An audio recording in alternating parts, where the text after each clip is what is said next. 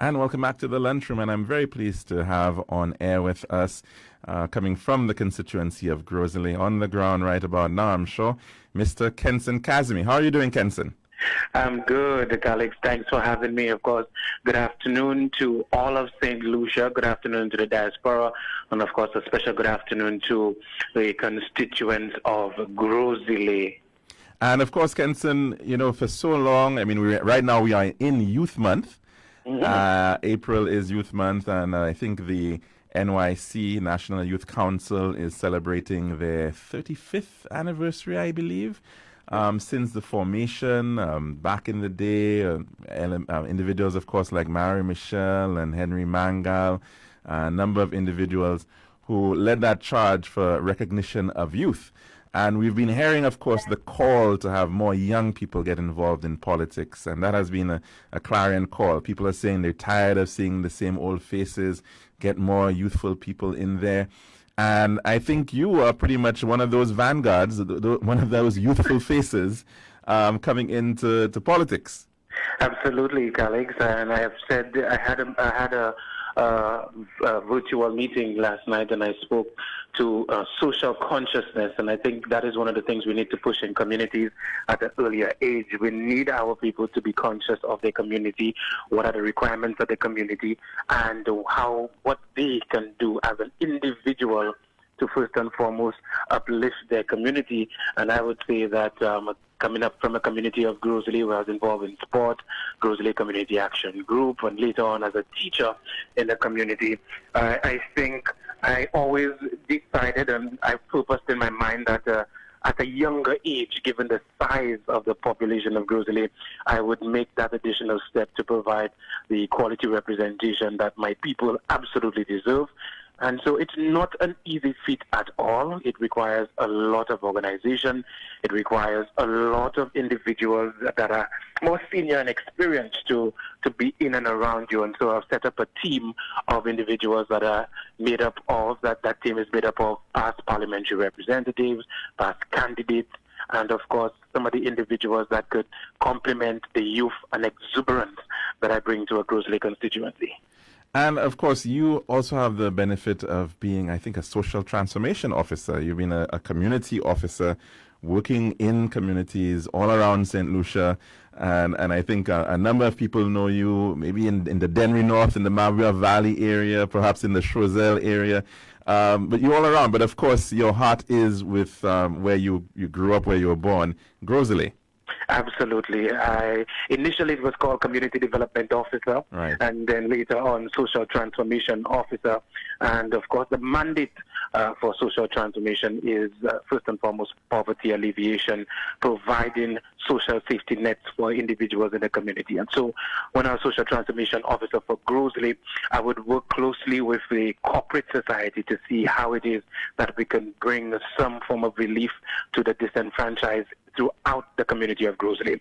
It allowed me to develop some relationships, a lot of relationships actually, in communities like Rivière-Mita, in communities like Grand Rivière, Moshi especially, and of course Grosley proper, and really sort of speak to and collaborate with community development organizations to see how it is that we can further develop the community. And so later on, of course, as you rightly said, I was moved around quite a bit for some reasons that a lot of persons know were political. As far as Choiseul, once the clarion call was made for me to get into active politics, I was moved over to Choiseul, Canneries, Ancillary, the Marigot, Jacmel area as well, with youth and sports. And so I've garnered a wealth of experience with working with all aspects of society, the young, the middle-aged, the elderly,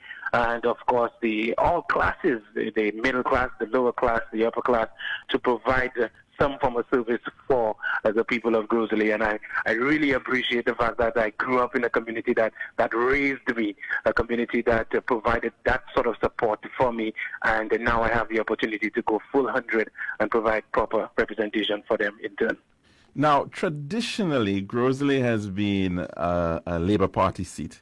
And I think if you look back over the years, I mean, way back, I guess from even when it was perhaps Castries North, or what it was called, Castries North Grosley or something of the sort, it was a Labour Party seat in the 70s.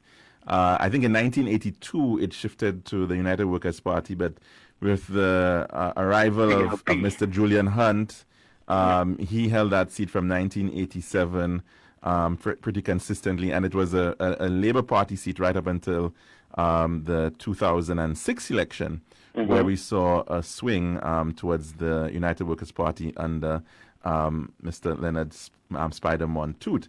Now, that dynamic, of course, Grosley is growing. It's a massive constituency right now. I don't even think if we even know what the exact population is as a result of we not having a census in a while. But in the last election, there were about 20,500 people on that voters list. Absolutely, and the United Workers' Party really only got, I think, about 30% of that total number of votes. In fact, the turnout in that election was about 54%. It appears that the biggest section of voters are the ones who are not voting at all. Absolutely. You're absolutely correct. What are you thinking about that? Those apathetic voters, those people who think politics is not for them, it doesn't matter whether they should vote or not. Maybe they're pretty comfortable. Maybe there are lots of young people who don't really care about politics. How are you going to reach those individuals? Okay, well, first and foremost, the Grosley constituency, as you said, right now it is closer to 24,000 voters than wow. Yes. And so you're looking at the Grosley compared to a Denry South with 5,300. Right. We're looking at almost five four times. Right. Well, if you said 24,000, almost 5 times. Yeah. Exactly. Right. It's getting close to 5 times the amount, the size.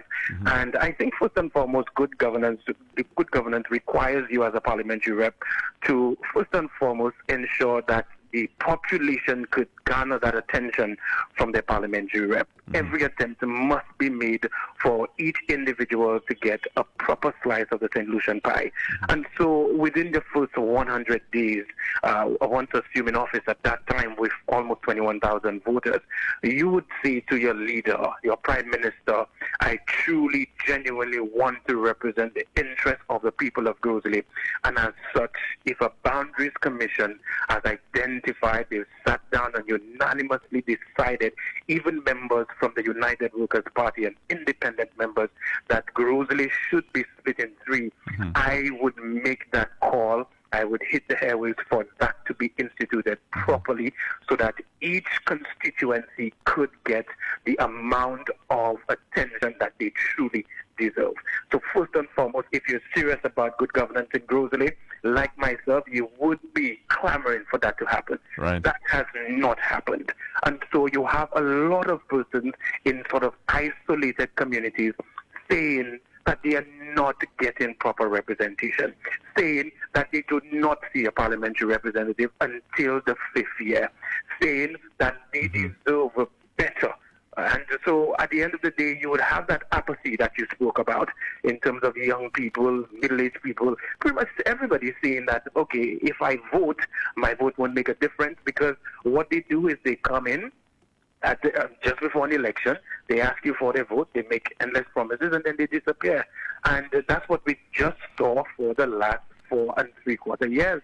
And the apathy, I have to go back to the community and let the young people know that right now St. Lucia belongs to you and your children. Your vote is about your children being able to live comfortably in St. Lucia, and so the responsibility is on a parliamentary rep to first and foremost get the seat split, provide adequate representation to everybody in the constituency, and ensure that our people become more social conscious in the community enough to realize that their vote matters.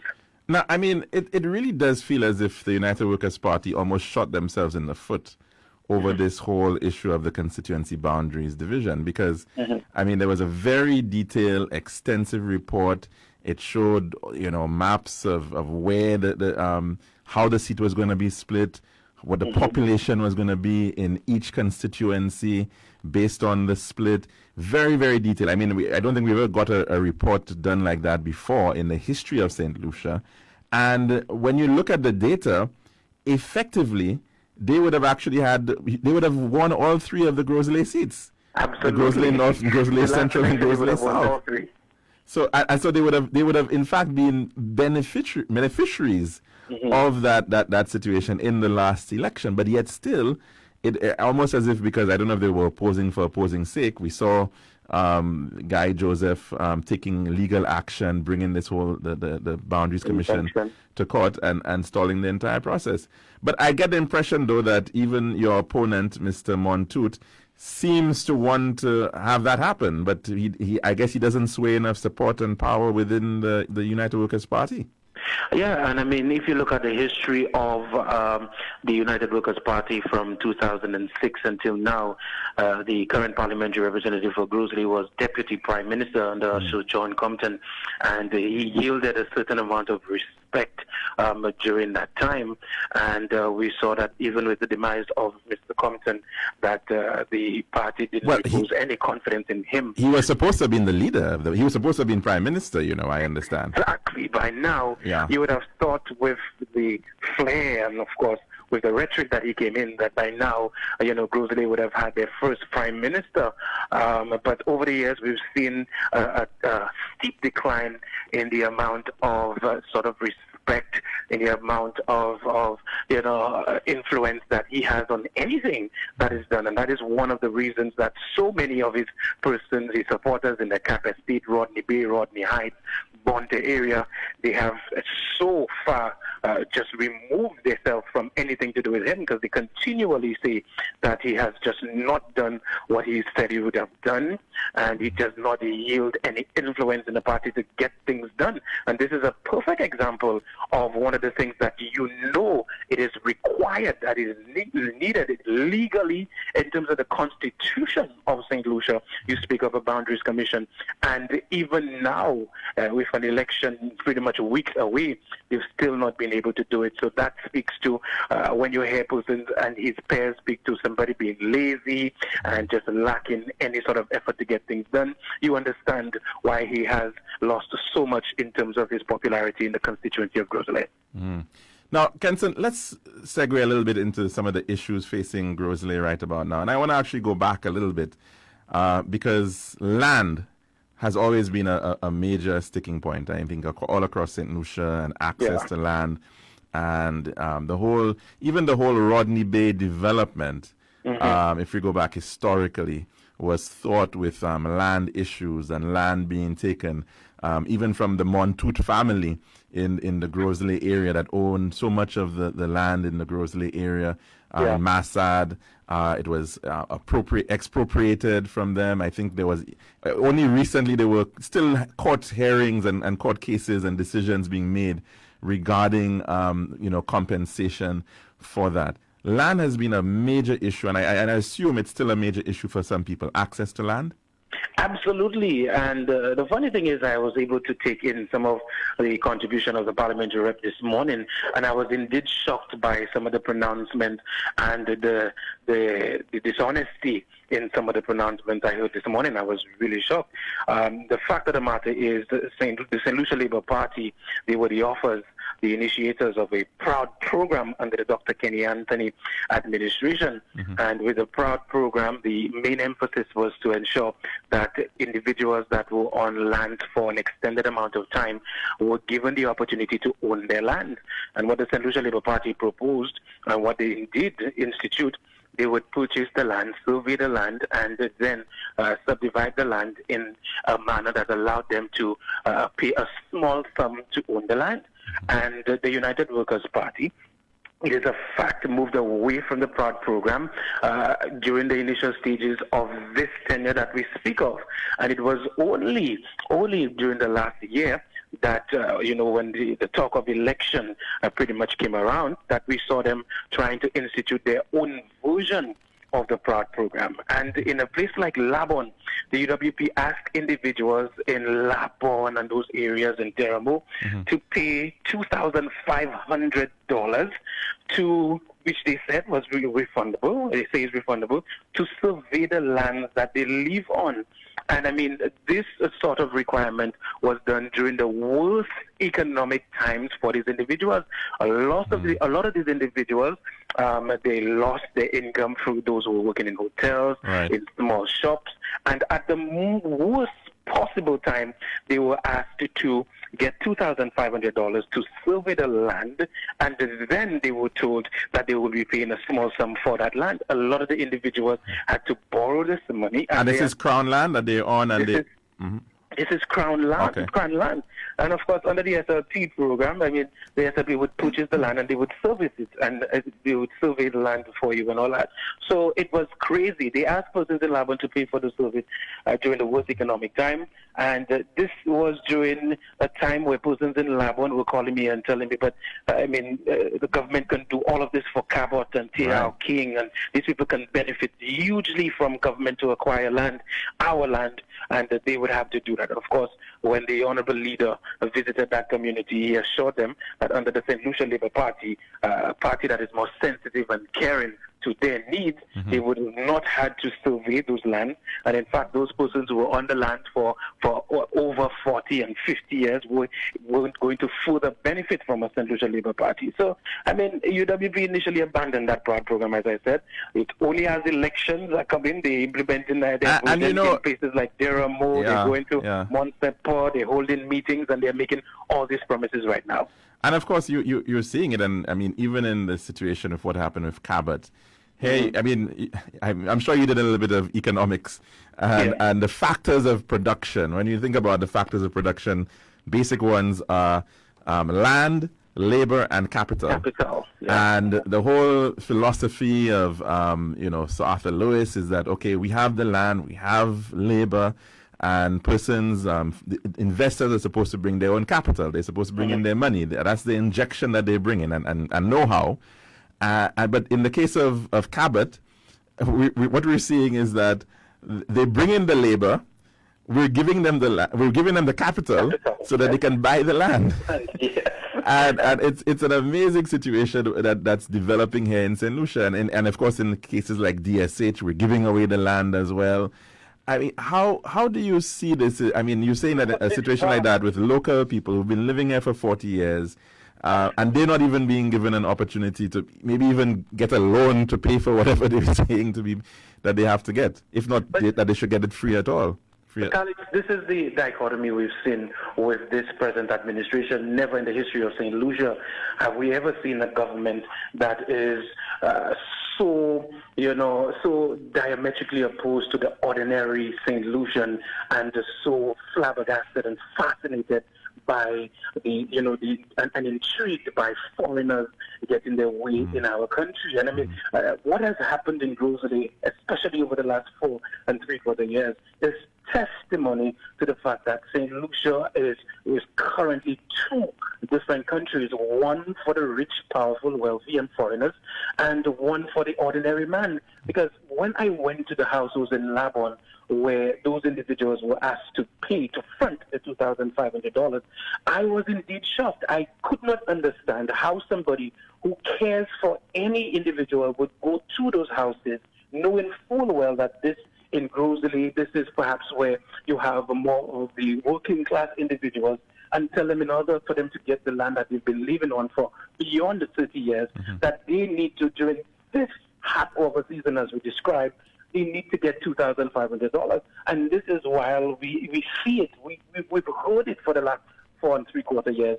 Persons from overseas can get their way with this government. And I mean, he said this morning that the people in Labuan are still going to support him. But I can tell you, Alex, from my time spent in that community, they are indeed extremely frustrated because only after an announcement was made of a candidate for Grosley, and I traversed that road with persons from my campaign team, that any moves were made after 4 3/4 years to do anything about the Labuan road. There was a young man who got his vehicle damaged because of roadworks that were stalled in Labuan, and very little compensation was given to the young man. And so there is a lot of frustration because the attention that they thought they would have gotten from this parliamentary rep, they've just simply not seen it. You see that they simply do not care, and the Central Labour Party will definitely do all they need to do to rectify some of those situations. Right. And of course, we're seeing and we're hearing of new promises. I mean, Grosley Waterfront Redevelopment. I think I saw that recently. We saw some buildings being put up I think the area is called De La Batterie. In the southern park, just over the bridge from Grosley, where Mr. Phillip used to have his children's park. That got burnt down. We don't know how. But we then saw a building going up there, and then of course another building going up just along the wall of the Pigeon Island National Landmark. Any information as to what is going on there? I understand some of them have been stopped by the DCA, but this is supposed to be land, I think, that is under the control of the National Conservation Authority. That authority is under, the minister for that authority is Mr. Montoute, the MP. Any idea as to what was going on there? Who gave permission for that development? Absolutely, Alex. Again, it is the attempt of a parliamentary representative who just thinks that during an election time you can just start projects in the final year, and as we say vaguely, people just try so hard to do something. And there have been so many conversations within the town of Grosley as to what was said on Twitter by an individual very close to the parliamentary representative, and what was the overall ambition for the structure we saw in that community. We heard that it was going to be a bar made for one of his family members. We heard the further end, it was going to be some other business activity for another individual very close to him. And we found out later on that no approval was given for that structure. And all of a sudden, lo and behold, the election is coming. We heard very little about any sort of construction or development in the waterfront. Then we see renderings. We see renderings that again... Well, some of them were découché renderings, in all fairness. I mean, some of them were from since 2008 renderings of the waterfront. Just infuse some of what he had started illegally.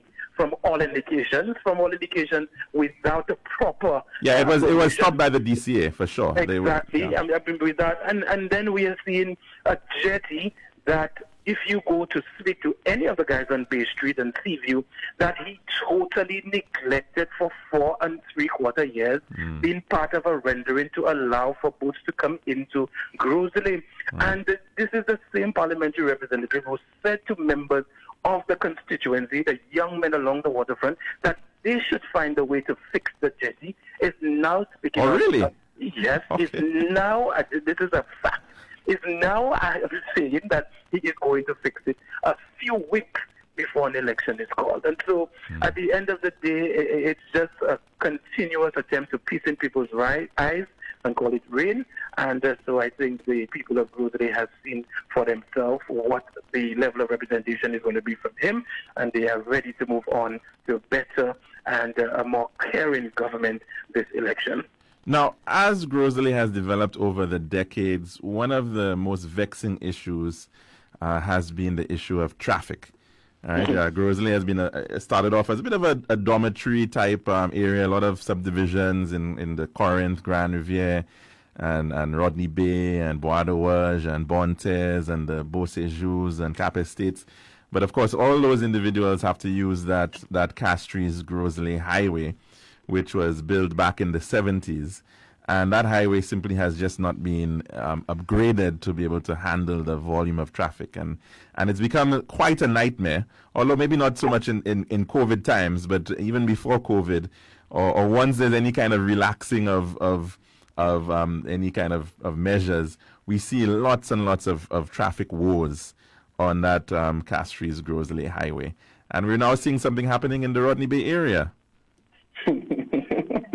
Yeah, I think at the end of the day, again, I almost feel like I'm a broken record in terms of the fact that this is a government of just trying to mama-guy people and trying their best, no matter what it is, to just keep doing things that make themselves look good. I mean, you had under the Central Labour Party funds being provided by the Kuwaiti government to ensure that we have a 4-lane highway in Grosley from the shop that goes all the way up to Grosley. And you saw us, the Lucia Labour Party, do the responsible thing by dealing with the feeder roads first, developing the feeder roads to divert the traffic away from the construction of the 4-lane highway. An election is called. The money is left to a government who is coming in to complete the 4-lane highway. They totally, for 4 years, ignore. They divert. That money must have been diverted because at some level there was no work being done, despite the fact that we had persons talking about the loss of productivity along the Grosley and Castries area because of the traffic, and they did nothing until again the final year before an election, and again a vaguely mentality. There is an attempt with, I suppose somebody seen a proper rendering of where the roundabouts are supposed to be, but you see construction on a road to open only one particular area, and every analysis has taught us that this will not do anything significant about the traffic from Castries to Grosley. It will not help in increasing productivity, and everybody knows it, and they continue to do it right now. We found out later that, of course, the leader of this country had some influence in acquiring some land, and some benefits were given to him and his family, and we see why. But it's just an attempt to show people that they are doing something. It's not that they care. I am doing something before the election, so just vote for me on that basis. And I think it's just distasteful. It sounds a little bit like, as you described it, the image that came to mind was, you have a member of staff and they're just sitting at their desk, sleeping away. And then, they just happen to hear the door open and the boss is coming in, and immediately they're just moving around papers and typing away quickly to give the impression of work, but even the work that is being done is not productive work. It's not true. I mean, Calix, I've said this to people. And they've heard me say this before. We are looking at almost 50 million EC dollars being spent on 3/4 mile, less than a mile of road. Let's just say less than a mile of road. And I mean, at the end of the day, at this time, I have to ask the people of Grosley, could this money not have been better spent? I mean, we have Grosley police clamoring for a better police station. You speak of creating employment. Well, that was promised, the Grosley police station. I think the Prime Minister had promised that from the beginning. It's been years and years. I mean, it was a project that had been already in train. I think designs had been done through NIPRO for that. Everything. Yeah. And I mean, you are talking about creating employment. And of course, we know through construction you can create employment. But let's just compare building the road that we are saying to the tune of about $50 million, and then a police station that could have been housed opposite the Bank of St. Lucia. We do not have a proper courthouse in Grosley. The fire station is right there. We could have built a proper police station which included a courthouse on top, on the side. You could have developed your renderings. You could have had a proper holding cell for persons who were caught on a Friday evening, let's just say at Friday night. You could have had proper change rooms and, of course, domiciles for the actual police. And you could have done something proper. And guess what, Alex? You would have been able to employ a contractor or contractors, painters, tilers, carpenters. I mean, a wide spectrum of people you could have put to work during this difficult COVID time, and no consideration was given to that. Instead, the vaguely mentality is build that road right now. The Grosley preschool has been an eyesore for people in the community for so long. Now, there was a fire there. What occurred? There was a fire, and it just requires, of course, after a fire, some reconstructions and evaluation, and to do whatever retrofitting you need to do to ensure that the building is safe, so that we can house a proper preschool.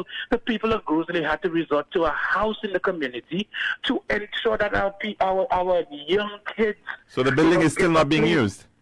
What's that? It's still not being used. The preschool building. It's still not being used. Okay. It's still not being used as a preschool, I will tell you. And at the end of the day, you just wonder, how can this government say they care when they do not do things like that? I mean, with $50 million, we had so many small to medium-sized businesses affected by COVID-19.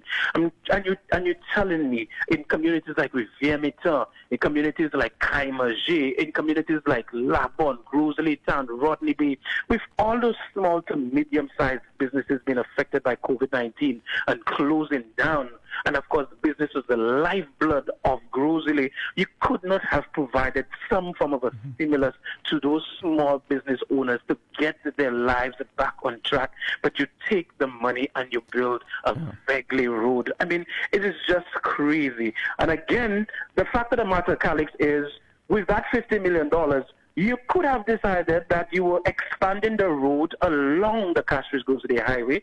That would have still provided the employment that you speak about. But certainly more effective interventions. More effective interventions would have been needed. But it was being done in a rush. I mean, we know that for sure. There were no plans. They weren't even too sure. The designs were bad. They didn't know the size of roundabouts to use. The location of the roundabouts were not clear. I mean, I remember personally attending a consultation and it was clear that it was really, really poorly planned and was being rushed. But Kenson, we're going to have to take a break at this point in time for our weather news. But when I come back, I mean, even before we heard about the Prime Minister's playlist, there was the Grosley Friday night virtual event. I want to talk about that a little bit and the kind of contribution, the state of play for a lot of persons right now who are still struggling as a result of the COVID-19 economic impact. All right, cool. And welcome back to the lunchroom, and we do hope that you're having a good one indeed. We are speaking with Mr. Kenson Kazimi. He is the St. Lucia Labour Party endorsed candidate for the constituency of Grosley. Of course, one of the youngest candidates in the upcoming election, if not the youngest. No, actually, no. I think Mr. Jeremiah Norbert is 30, so he's a few years younger than you, Kenson. Yeah. Indeed. But of course, we saw some of your creativity at work very early on during the pandemic. Using the internet and coming up with this whole concept of that virtual Grosley Friday night. Tell us a little bit about that, the thinking behind it, and how did you manage to get all these artists to give up their time freely? Of course, because we now have the Prime Minister's playlist, which is costing a couple $100,000, but you managed to put on your program for some pretty good causes, of course, no doubt. Absolutely. The first virtual Friday night, we did it in collaboration with the Grosley Vendors Association. Of course, the vendors of the Friday night were pretty much one of the first set of people to really feel the impact of COVID-19. Of course, Grosley Friday night would provide them, with some money every Friday night. They could pay some bills. A lot of these individuals were parents, single parents. And of course, growing up in the community, my mom was one of the individuals who would go around selling her little cakes and stuff to ensure that she made a little money. And so I partnered with the Grosley Vendors Association to put on the event virtually. And in fact, I had relationships, and I still do, with most of the Dennery Segment artists. Dennery Segment is an art form that I have always appreciated, and I always saw the potential in. Yes, it's raw, and yes, some of the lyrics are not as palatable as some people would like it. But I always saw the potential for it to be exported if enough attention was given to the art form. And so I would always have conversations with the artists. I would ask them, okay, what do you think about, at the end of the day, providing an edited version for a song, for instance. If some persons find it too raw, provide an edited version that we could export and really start building the industry. Because music has been one of the art forms that have been, with technology, has really grown, and it's become easier for persons to get into.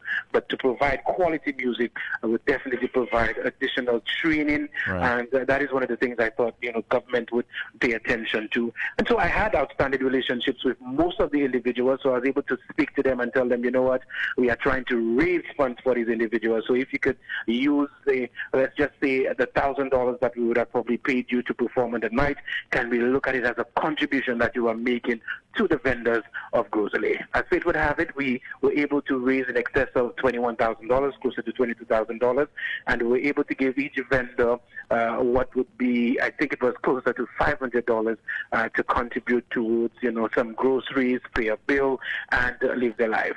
So roughly about what they were getting. With devices being the other thing that was really, really needed. Right. Most of the parents from Grocery would call me and ask me, do you have a laptop? Do you have a device that I can give to my child? Because they really do not have access to it right now. We figured, okay, instead of continually saying, no, we are not in government, or we do not have the resources of government to do it, let's do something about it. So this time I partnered with members of the Grocery community and some other genre segment and soca artists, and we infused a little bit of reggae with Zianomi, who is always in the community by Seaview, right. and brought in Laban, who is a resident of Grocery his entire life, and we were able to raise that time with people struggling a little bit more, closer to $11,000 to get some devices. We are still waiting on some contributions, and we are expecting to make those donations to the parents that we have identified in the Grocery community before school reopens. And let me just say quickly, Calix, that I'm disappointed again with suggestions being made to government to do things differently, and they still continue to ignore it simply because it's coming from the opposition. Right. I have said before that with the Labour Party's efforts at GI Net being sort of halted, during COVID-19, one of the things we could have done, instead of only having COVID-19 wardens go to the bars and walk around, that we could have perhaps hired about 500 education wardens, where you provide them with a device equipped with internet on it and Wi-Fi, and you go into the communities, some of the smaller communities where persons did not have and do not have access to internet, and you provide them with also devices that they can then allow the kids to do their homework and their assignments on, so that we can continue the education process. And even in a community like Grosley, some of the poorer areas in Grosley, I thought our young people could have benefited from this initiative, and I would have thought that this would be bipartisan and people would have seen the wisdom in doing it just because you care about young people, and again fell by deaf ears.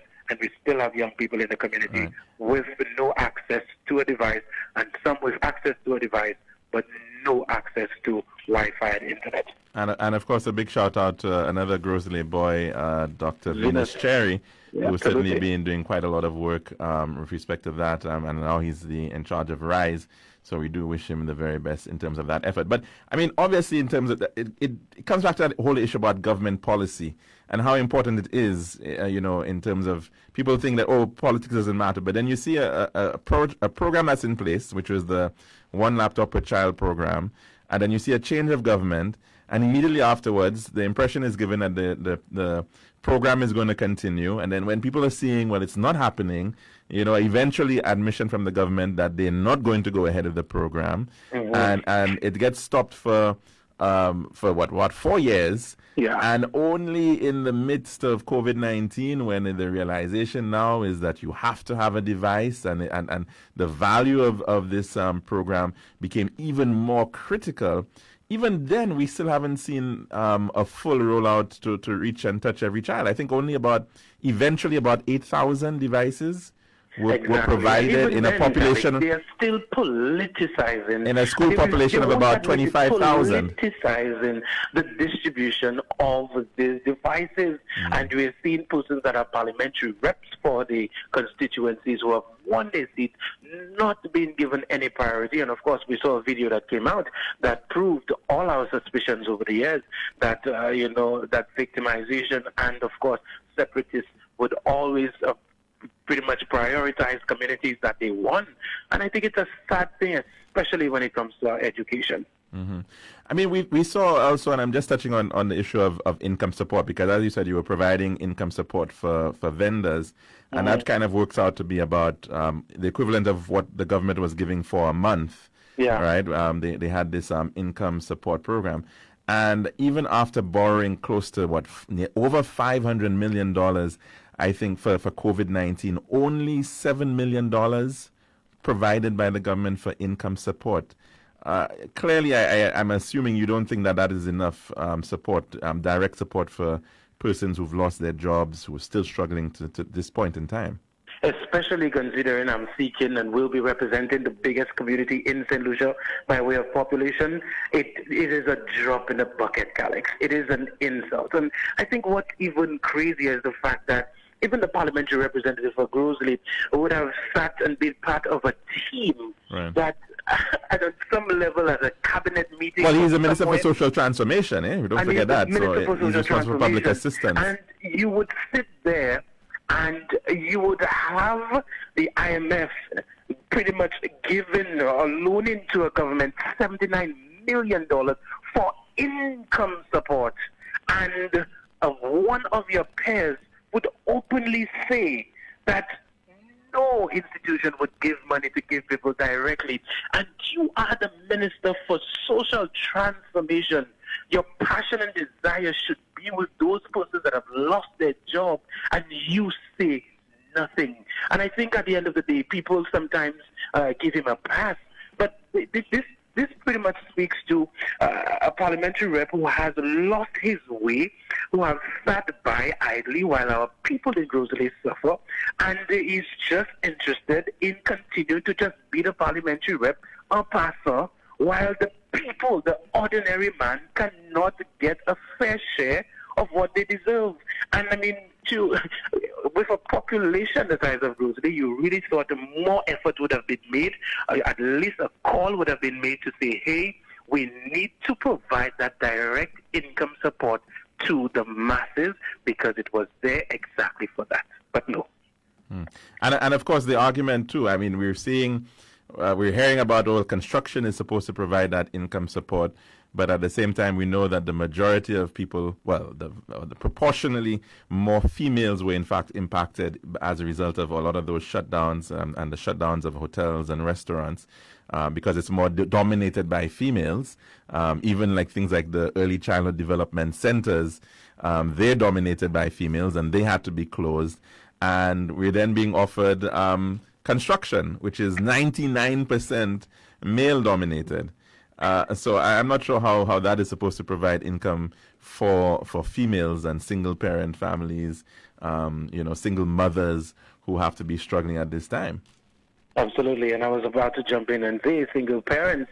I mean that directly affects the single parents most, because at the end of the day, we just haven't seen any creativity by a government to actually ensure that they put people back to work. We haven't seen any initiatives by way of agricultural programs, by way of manufacturing programs, by way of ensuring that technology and the orange economy is tapped into to allow persons that are at home to get into working via use of a computer. We've seen none of this creativity, and all we've seen is a constant desire to reopen hotels, one, and then we've just seen construction that is, as you said, dominated by male. And at the end of the day, we continue to ask, does this government really care? Does the parliamentary representative of Grosley understand? Has he lost his way when it comes to the widest population in his community, which is parents, which is female, which are persons struggling in the community? We must ask ourselves those questions. I mean, Kenson, a lot of people have, even Derek Walcott, a resident of Grosley once, and of course our Nobel Prize winner, has described a lot of these hotel resorts as plantations by the sea. And he's seen them as a sort of a return to neocolonialism. And we, of course, no constituency perhaps has more of these resorts than Grosley. And of course, that whole battle between, beach access, what's being left for people like Marjorie up in Casabah, what's being left for the horseback riders who do those tours along the coastline, what's being left for the kite surfers and all these other persons. But it still feels, though, that, and even within that context of the development, the physical development of Grosley, see all these lovely large properties. Invariably, they're not paying property tax because they have concessions. And then in the midst of it, the town of Grosley still is not, as vibrant as one would think. as wealthy as one would think, with all that wealth around it. Do you think it's time for a change in our approach to tourism? Oh, yes, absolutely. I mean, let me just add to what you said. Even before COVID-19, you would hear a Minister of Tourism speak to the increase in tourism arrivals yearly. And if you look at any graph, you would see an increase in tourism arrivals, and you would see the graph going up when it comes to tourism arrivals. But then when you look at the unemployment figures, you would see unemployment either stagnated at 40% for young people or going higher. So you wonder, if there is so many more tourists coming to St. Lucia, and tourism is the mainstay of our economy, why aren't we creating more jobs in tourism? Why isn't it filtering down to the ordinary man more? Why isn't it exactly filtering it down? And again, it's because, I will say, there's a lack of imagination, a government that has run out of ideas, and they just do not know how to make it work and turn into employment. Because when you look at the yachting sector, when you look at what we're surrounded by in terms of the water, we've not had any program or maritime program, whether it's in school or whether it is at a learning institution, for us to now tap into how do we get and create employment with the tourists using our waters. So all we have is a couple of, small businesses that are popping up or have popped up to do tours and that sort of thing.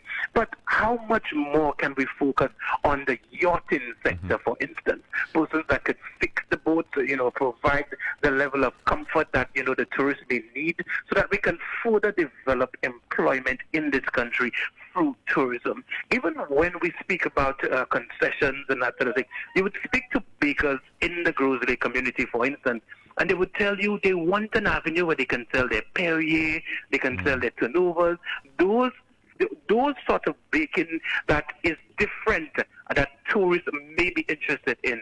And they're saying that they would love to have communication with the Ministry of Tourism to see how they can furnish the different hotels with that, and then create further employment because of the rise in demand for their baking activities.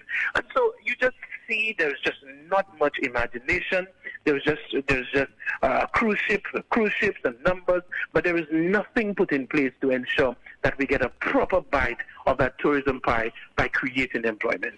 I mean, Kenson, there's so many things to discuss, and I know we can discuss tourism a lot more, but I want to touch on one of your passions as well, and that is the matter of sport, which is kind of connected, of course, to tourism too. Oh, yeah. And there's that of sports tourism, and we saw, of course, the investment of the Darren Sammy National Cricket Ground and other, facilities like that, which have, in fact, really driven a lot of sports tourism, a lot of investments related to accommodation as a result of those facilities. But your thoughts on the Groseley Secondary School? I mean, that was a facility, the only secondary school in the northern part of Groseley, built for about 600 students, and it was then converted into what is supposed to be a sports academy, and I'm not even too sure that it ever had more than 40 students at any time. Yeah, it's a bitter disappointment. And I'll tell you, as somebody who grew up in the constituency, grew up in the community, you would figure that, persons with a vision would operationalize it and take everything into consideration. And I mean, we've seen over the years that, this government came in, they were really just not ready to move in to the sports academy. And a decision was made, just do it. And if you speak to officials, they would tell you that there was just a rush to just get it done. I mean, the framework was just all misguided, because I would tell you, for me, if you want to develop sports in a Groseley and in St. Lucia, and you have all those facilities, what you could do and what we can do is to ensure that these facilities are up to the standard that we need it to be.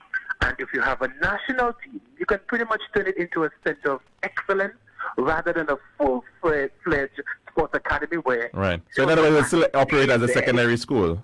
A secondary school. Right. I mean, if they are honest, they would admit that it has not worked. Because you look and you would see only the national football team and some of the cricketers being part of this academy. Parents are not allowing their kids who are into sport to leave the St. Joseph's Convent or the St. Mary's College or the Leoness Comprehensive Secondary School to attend the sports academy. You may have certain instances of one or two, and then when you look at the teachers, those who are part of that program, you wonder what is the level of training, how qualified they are, and what level of education they are actually getting. And I would say this: we could identify some of the best athletes in every single sport. We can put them into a program using that very same facility after school daily. Those that we know and we recognize are the elite athletes and they make the national team, we can keep them in camp on the weekends. We can provide teachers that are able to provide lectures in refereeing, in terms of venue management, right, in a number of the actual areas that they are providing to those kids that is from the sports fraternity. You could have done all that, and as a nation, you would have used a fraction of the cost of ensuring that between 40 and 60% are housed at that department, fed and provided and spent, and so much money is spent on it. So there's a more cost-effective way to develop in sports. There's a lot more that could have been done, and I just think right now we know in our heart of hearts that we've gone the wrong direction with this program, and that we need to come back to the drawing board and do it better. Now, Kenson, I wish I could have talked about so many other issues with you. Our time is so very, very tight. We're almost out now.